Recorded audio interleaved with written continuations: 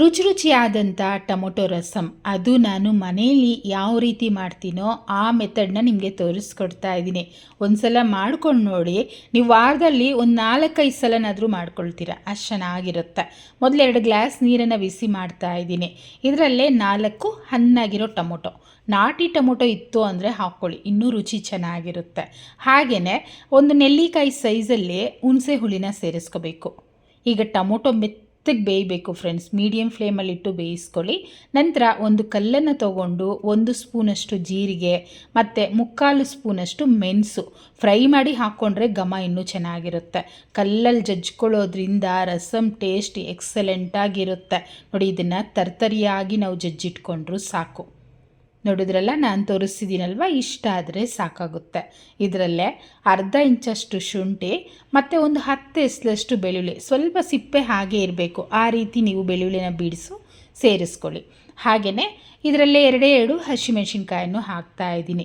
ಶುಂಠಿ, ಬೆಳ್ಳುಳ್ಳಿ, ಹಸಿಮೆಣ್ಸಿನ್ಕಾಯಿ ಎಲ್ಲನೂ ಅಷ್ಟೇ ಜಜ್ಜಿಬಿಟ್ಟು ಸೇರಿಸ್ಕೊಂಡ್ರೆ ಘಮನೂ ಚೆನ್ನಾಗಿರುತ್ತೆ ಮತ್ತು ರಸಮ್ ರುಚಿನೂ ಚೆನ್ನಾಗಿರುತ್ತೆ. ಶುಂಠಿನ ಒಂದು ಸ್ವಲ್ಪ ಮೆತ್ತಗೆ ಜಜ್ಕೊಳ್ಳಿ, ಬೆಳ್ಳುಳ್ಳಿನೂ ಹಸಿಮೆಣ್ಸಿನ್ಕಾಯಿ ತತ್ತರಿಯಾಗಿದ್ದರೂ ಸಾಕು. ನೋಡಿ, ಇಷ್ಟ ಆದರೆ ಸಾಕಾಗುತ್ತೆ. ಇದನ್ನು ತೆಗೆದು ನಾನೊಂದು ಪ್ಲೇಟಲ್ಲಿ ಹಾಕಿಟ್ಕೊಳ್ತೀನಿ.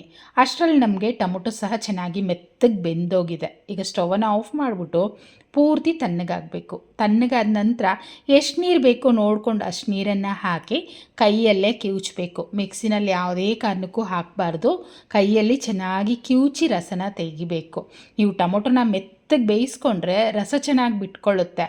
ಆಗ ರಸಮು ಸ್ವಲ್ಪ ಗಟ್ಟಿಗೆ ಚೆನ್ನಾಗಿ ಬರುತ್ತೆ. ಮೇಲ್ಮೇಲೆ ಟೊಮೊಟೊ ಸಿಪ್ಪೆ ಇರುತ್ತಲ್ವ, ಅದೆಲ್ಲ ತೆಗೆದುಬಿಟ್ಟು ರಸಮ್ನ ರೆಡಿ ಮಾಡಿ ಇಟ್ಕೊಳ್ಳಿ. ಈಗ ಇದನ್ನು ಪಕ್ಕದಲ್ಲಿಟ್ಟು ಮತ್ತೊಂದು ಪಾತ್ರೆನ ಸ್ಟವ್ ಮೇಲೆ ಬಿಸಿ ಮಾಡ್ಕೊಳ್ಳೋಣ. 2 ಸ್ಪೂನಷ್ಟು ಎಣ್ಣೆ ಹಾಕ್ಕೊಳ್ತಾ ಇದ್ದೀನಿ. ಹಾಗೆ ಸಾಸಿವೆನ ಸೇರಿಸ್ತಾ ಇದ್ದೀನಿ. ಸಾಸಿವೆ ಚಿಟಪಟ ಅಂತ ಸಿಡಿತಾ ಇದೆ. ಜಜ್ಜಿಟ್ಟಿರೋದು ಪೂರ್ತಿ ಹಾಕ್ಬಿಟ್ಟು 2 ಕಡ್ಡಿಯಷ್ಟು ಕರಿಬೇವು, 4 ಒಣಮೆಣ್ಸಿನ್ಕಾಯನ್ನು ಹಾಕಿ ಚಿಟಿಕೆಯಷ್ಟು ಅರಿಶಿನ ಸೇರಿಸ್ಕೊಳ್ಳೋಣ. ಚಿಟಿಕೆಯಷ್ಟು ಹಿಂಗು ಹಾಕ್ಕೊಳ್ಳೋಣ. ಈಗ ಮೊದಲು ಸ್ಟವನ್ನು ಸಿಮ್ಮಲ್ಲಿ ಇಟ್ಕೊಳ್ಳಿ. ಕೈ ಬಿಡ್ದಿರ ಮಿಕ್ಸ್ ಮಾಡ್ತಾ ಇರಬೇಕು, ಸೀದಿಸಬಾರ್ದು.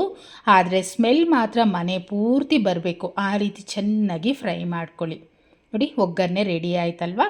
ಈಗ ರಸಮ್ ರೆಡಿ ಮಾಡಿಟ್ಟಿದ್ವಲ್ಲ, ಅದನ್ನು ಸಹ ಇದರಲ್ಲೇ ಸೇರಿಸ್ಕೊಂಬಿಡೋಣ. ಈ ರೀತಿ ರಸಮ್ ಅಂತೂ ನೀವು ಒಂದು ಸಲ ಮಾಡ್ಕೊಂಡು ನೋಡಿ ಫ್ರೆಂಡ್ಸ್, ಯಾವಾಗಲೂ ಮಾಡ್ತೀರಾ, ಅಷ್ಟು ರುಚಿಯಾಗಿರುತ್ತೆ.